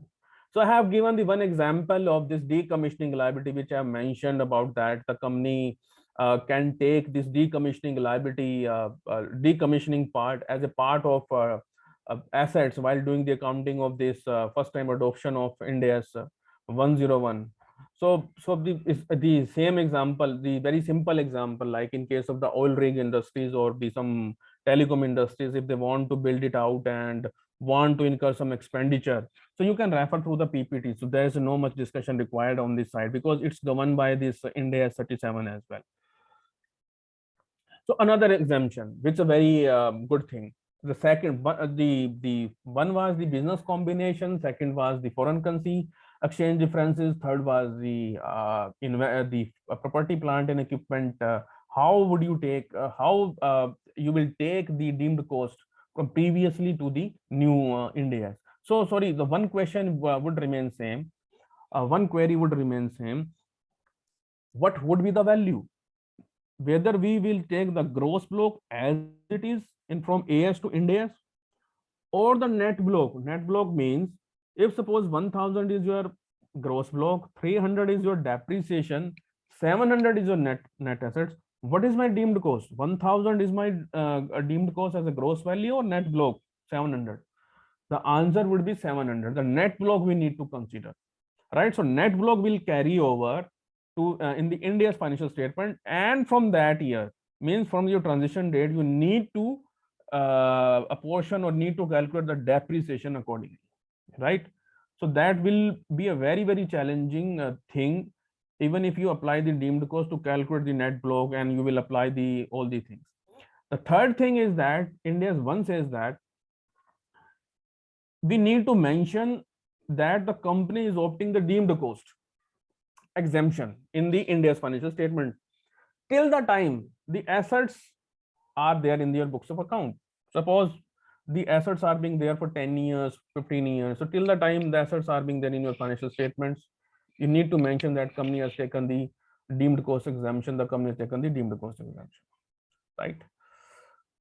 The another thing is investment in subsidiary. It is also a very major chunk area, right? So as we discussed that investments are part of IND-AS 109 fair valuation, but for this investment in subsidiaries and associates, it is governed by IND-AS 27 investment in associates. So it states that either through cost or fair value as per IND-AS. But at the time of this transition, whatever the value which are appearing, historical cost, we can say that you can take as it is in your IND-AS financial statement. This is exemption allowed because it's normally in India in investment in associates and subsidiaries. It's then all companies or all the entities are doing the accounting as per cost only, right? So whatever the amount as a cost is reflecting in your accounting standards balance sheet, the same will get carry over, right? Carry over.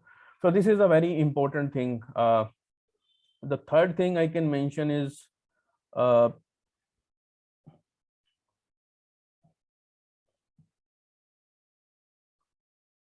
compound financial instrument. I think it's a very big complicated area, so it will take a time, right? So now if we talk about these exemptions voluntarily, one is the business combination. Second thing is relating to your foreign currency fluctuation, which will happen on day-to-day your life. Third thing is the PP, property, plant and equipment, taking as a deemed cost. It's a major chunk area. Fourth thing is relating to the investment in subsidiaries. Apart from this, there are the others, 17 or 18 exemptions as being there, but it's relating to a particular area like leases, financial, the service concession agreements, or the designation of the previous non-current assets held for sale. So it's a very complicated thing. So I think for the basic thing I have already covered in the previous slides. So just on the last thing for the carve out, so there are the 8 or 10 carve outs between IND-AS 101 and IND-AS and the IFRS. So first thing is the relating to this accounting policy for adoption of the intangible assets, which is governed by IND-AS 38 in respect of the service concession agreements. Relating to the IND-AS 21 versus IND-AS 21, carve out means that all standards between IFRS and IND-AS are same except certain items which we have carve out, right? So another item is relating to the IND-AS 21 exchange differences that we've just discussed, para 46AA. Another thing is 101 relating to the deemed cost of property, plant and equipment. You can take it as it is in your first time adoption. 103 business combination, bargain purchase and gain is part of your capital reserve under IND-AS, right? IND-AS 28 says that uniform accounting policies relating to your associates, right? So India says that, okay, it's very impracticable in case of the associates. We are having an investment in 20% or 22% in another industry, and we can't say that we are having a control and the other investors also prepare the financial statement as per my directions. So if they are adopting the different accounting policy than me, okay, that is allowed. IND-AS 32 relating to the FCCB, foreign currency convertible bonds classification, right? So so there is some carve out relating to it can be allowed under the equity part. IND-AS 40 fair valuation for the investment property under this accounting standard principles. So investment property, there's no separate standard, and it is governed by I think AS 13 investment accounting, but under IND-AS it's IND-AS 40. But when we compare with the IFRS, so IFRS says that it's a fair valuation approach, but IND-AS says that fair valuation not allowed for the investment property. So that's a carve out. Look at the balance sheet of this DLF. When you look at the balance sheet of the DLF, the reason is that the cost value, we can say that, of the investment property is 1,000 crore. But the fair valuation which has been given is 10,000 or 11,000 crores of their properties which they have given on rent. So the Indian government has taken this carve out that the fair valuation is not allowed or not permitted as far as the Indian part is concerned, especially for this real estate sectors. So India's one relating to the loan liability in case of breach of loan conditions. So suppose in case of some breaches of covenants, so IFRS says that okay, you have breaches some covenants, you have to classify as a current liability. But in India, look at Indian scenario, you have to submit bank statements or some other statements for the banks on quarterly or monthly basis. But generally there's a delay, right? So this is a normal thing as far as the Indian part is concerned. So there's some one carve out as well. One thing which I've left about this MAT credit, you have to think about the MAT, although it's not part of discussion, but let me touch upon in the MAT part as well, just 1 or 2 minutes. A MAT, when you will do this transition from AS to IND-AS or do the subsequent accounting for the IND-AS part as well, MAT will also arise, right? So MAT, as and when a company will part of the MAT, you have to calculate the MAT as well. If the company is in the new regime, there's no problem, the MAT is not allowed. So but if the company is into the old regime, so whatever the amount is being there or whatever the amount you will calculate, you have to refer section 115 JB as well at the time of the transition and at the time of the subsequent period. So now suppose at the time of the transition, everything will be part of retained earning. What you will do, what, because the MAT says that whatever amount will reflect in your profit and loss, you have to pay the MAT. So 115 JB says that at the time of the transition, whatever the amount that will not part of, that will not be routed to P&L, we will allow in 1/5 manner, means 1/5, 1/5, 1/5, 1/5, except 2 or 3 items, like in case of the fair valuation of equity or fair valuation or revaluation of property, plant and equipment. You don't need to do it. You have to do it at the time of realization or at the time of sale. We will calculate it and charge the MAT from you. But other items, like in case of actuarial gain and losses, if there's something has happened and the same as part of other comprehensive income, and at the time of the transition you have parked into the retained earning, so that means this could be one of the items. So 1/5 item will get allowed in the MAT part. So that means, as in India, we are into the 6th-year period. So if I applied this IND-AS in 2016-17, so my 5 period is over. So that means all entities now, if they are covering into the MAT part, the transition period of the MAT as for IND-AS has now been over. So this thing, I'm just giving an overview about the MAT part as well. You have to cover while doing the accounting. And this MAT, earlier in the accounting standard, there was a separate head of the tax credit. Now this MAT credit is part of the deferred tax, right? Deferred tax assets. So this thing you can cover, or you can take through the reference from IND-AS 12 income tax accounting. So guys, that was all about this IND-AS 101, and this is my number and email ID. You can take this, and if there's any questions, Sumit, do let me know. I will try to answer all the questions. Thank you.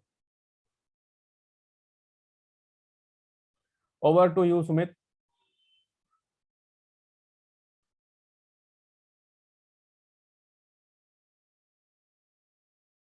Hello.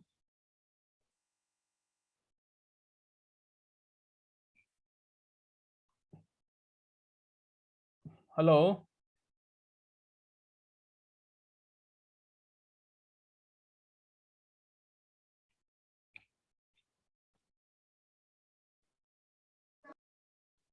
Over to you, Sumit.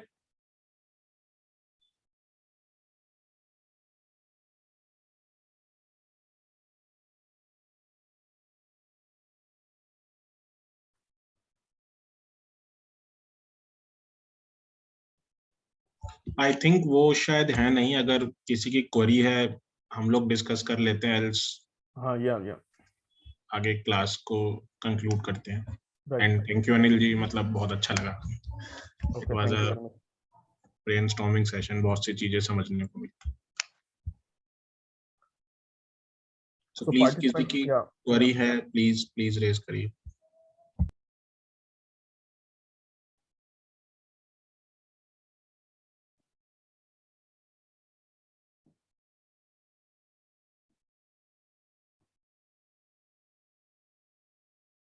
or the participant can reach out to me, my mobile number or email ID, if they are not having query at the moment, or in the near future if they are having, so they can contact me at any point of time. ठीक है Anil ji, thank you, thank you Okay, everyone. thank you. Okay. Thank you everyone. Yeah.